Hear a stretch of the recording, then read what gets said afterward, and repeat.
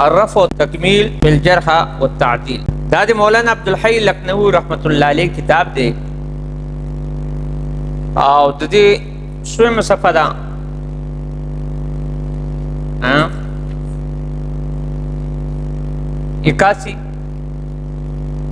81 نمبر صفحه ده د دې دا د الرفع والتکمیل بالجرح والتعدیل او په 81 صفحه کې ګورای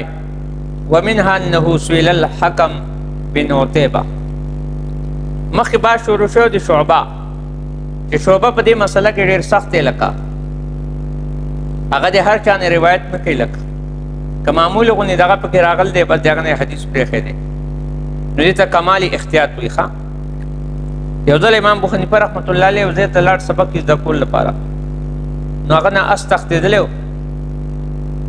جانور تښتېدلی و نو ده ورته دا جولی داسې کوي یو راشه راشه راشه نو جولی کې شی نه و نو د هغه اس سره د جانور سره یې دوکه وکړه نو چې کله هغه راغی جولی ورته کلاو کړه نو جولی کې شی نه و لکه امام ابو حنیفه هغه ځای واپس ولې وایي ده نه سبق نه اخلم ځکه چې ته غویي سره دې چې جانور سره دوکه وکړه سبا دې ما ته دروغ وملي دومره پورې احتیاط کړ دی علماو. نو دارنګه شعبه بن حجاج غټ احتیاط کړ دی لکه اور احناف زیادتر روایت د ده را اخلي لکه نو چې دا د ده نه را اخلي لکه نو دی غټ احتیاط کوي چې غټ احتیاط کوي لکه نو بعضې خلکو چې متوسط دي بعضې خلک کې بعض متشدد دي نو هغه تشدد نه ده چې هغه بلکل کرای بلکل یو غاړ ته وګرځول نه کره چې کوم هغه بل غاړ ته هغوی تپوس د حکم بن عتبه نه لمن لم تروي عن زازان بھائی چې ته زازان نه روایت ولې نه کوې څه وجه ده خو محدث دی قال هغوی کان کثیر الکلام هغه به خبرې ډېرې کولې وایي من کثره کلامو کثره سبقو وایي چا چې خبرې زیاتې شوې د هغه تاویدل بچاړ کمزوریانې به زیاتې شي ومن کثره سبقو چا چې تاویدل زیات شي نو کثرت ذنوبو ګناهونه یې زیات شله او چا چې ګناهونه زیات شي نو فالنار اولی بي اور هغله زیات لایق دی. اگر چې دا روایت طبراني راوړی په اوسط کې سند ضعیف دی لیکن ده دغه وجه وښوله ومنها درېیم وجه د هغې دا دی انه رأى جریرا هغه یو ځل جریر ولیدو جریر نه مراد څوک دی عبدالحمید الزبي الکوفي دی ښه انه رأى جریرا جریر ولیدو سماک بن حرب یبول قائما فترکو چې هغه په ولاړې مچاز کې پرېښو نو کېدی شي مطلب دا دی نو د هغې وجه لعله کان بحیث یرى الناس عورته شاید د عورت ښکارېدو نو ته روایت پرېښه لکه ولې چې دی دومره پاک نه کوي نو دی به د رسول الله صلی الله په حدیثو کې بیا هم خیال به نه کړي. او بله وجه دا ښیي چې ان القائلین بکون العمل جزء من الایمان هغه خلک چې کوم قایل دي چې عمل جز د ایمان نه دی نو هغو به اطلاق کو علی من انکر ذلک چا چې به د جز ایمان انکار کو هغه څوک اهل کوفه ولا غالبا الا الرجاء هغې ته به ارجاء بیا وي لکه دو به اطلاق د ارجاء ویترکون الروایته بیا به یې دغه نه روایت پرېښه وکانو لا یقبلون شهادتهم او د هغوی شهادت به هم نه قبله وهذا لیس بجرح موجب لترکه حالانکه دا داسې جرحن ده چې دا ترک واجب کي دی هغوی لره. ګوره امام قصيري رحمت الله علیه وایي چې تعنیب الخطیب کې التعنیب الخطیب علی ما ساقه فی ترجمة ابي حنیفه من الاکاذیب دا کتاب دی. وایي په امام ابو حنیفه رحمت الله علیه په زمانه کې او دغه نه بعد داسې خلک صالحان وو چې هغوی به دا اعتقاد کو چې ایمان قول اور عمل دی یزید و ینقصو زیاتیږي او کمیږي او ويرمون بالارجاء او په هغه خلکو باندې ارجاء حکم به لګاو الزام به لګاو من ير الايمان چا به چې ایمان لکته العقد والکلمه چې ایمان ته بسیط وي او د زړه خبره به ویلا باوجود چې حق چې واضح دی بالنظر الى حجج شرعا حق واضح هغه دی چې هغه د شرعي حجت ته په نظر باندې برابر وي. الله نه ویلي ولما يدخل الايمان في قلوبكم اوس پورې نه داخل شي ایمان سره معلومه ده چې ایمان تعلق د زړه سره دی د ظاهر سره اسلام تعلق دی. وقال النبي صلی الله علیه وسلم والايمان ان تؤمن بالله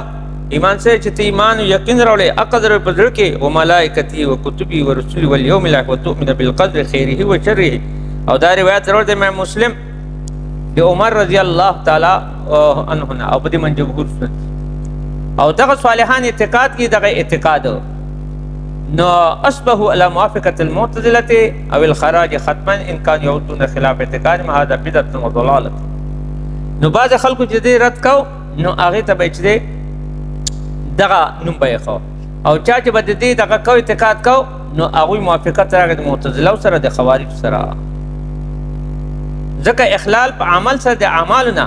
هغوی چې کله په یو عمل کې د اعمالو نه خلل راغی لکه الان کې د عمل رکن د ایمان دی دو په نظر کې دا اخلال په ایمان کې خلل په ایمان کې راغی نو چې ایمان کې راغلی نو چا چې خلل په ایمان کې راوسته نو هغه خارج د ایمان نشو یا داخل په کفر شو لکه خوارج یا غیر داخل دی پاکی بلکې منزلة بین منزلتین دی لکه معتزله وایي مطلب د کفر ایمان په میس کې دی چې یو سړي ګناه کبیره مرتکب شو نو لہذا دی خو مطلب دا دی کافر شو یعنی ایمان نه خو وته خو کافر شوی نه دی معتزله وایي او خوارج وایي چې نه ایمان نه وته کفر کوم داخل شو خو حکم د دواړو یو دی مخلد فی النار اهل سنت جماعت وایي نه دا فاسق دی لکه او زمونږ په دې باندې دغه خلک چې دی بالفرض محال دا لکه دوی باندې فسق اطلاق کیږي او دوی باندې چې مطلب دغه اطلاق نه کیږي نو ارجاء معنا دا ده چې دوی خبر وروسته پرېښه ده یعنی په دنیا کې په هغه باندې حکم ونه لګاو نه د کفر او نه د مثال کې طور پر چې اسلام درمیان کې پرېښود دې ته ارجاء ویل بلکې د ارجاء ثابت خو د قرآن نه ثابت دی واخرون مرجون لامر الله حضرت عیسی علیه السلام په باره کې ارجاء راغله لکه نو څوک چې دا وایي چې ایمان قول او عمل د یزید و ینقصو صحیح ده که نه نو لہذا دا قول د خوارجو اصل کې دغه دی نو دا قول ولې دغه وخت محدثین بیا اختیار کړی ولې د محدثین په وخت کې خلکو اعمالو ته توجه نه کوله نغورت دی هغې د امام صاحب په نسبت باندې خلکو اعمال دې حد پورې ګڼل نغو د دې رد وکړو نو د هر زمانې تقاضا جدا شوه لکه جدا شوه نو لہذا په دې صورت کې اطلاق جدا شوه لکه ومنها یو وجه دا ده چې ان کثیر منهم یطلق علی ابي حنیفه ډېر خلک اطلاق یې په ابو حنیفه نه د هغه نه علاوه اهل کوفه اصحاب الرای ورته وایي ولا یلتفتون الا روایتهم د هغو روایت ته نه ګوري او دا امر باطل دی عند غیرهم ونظائر کثیرة او د دې نظایرونه ډېر زیات دي لکه د دې نظایرونه ډېر زیات دي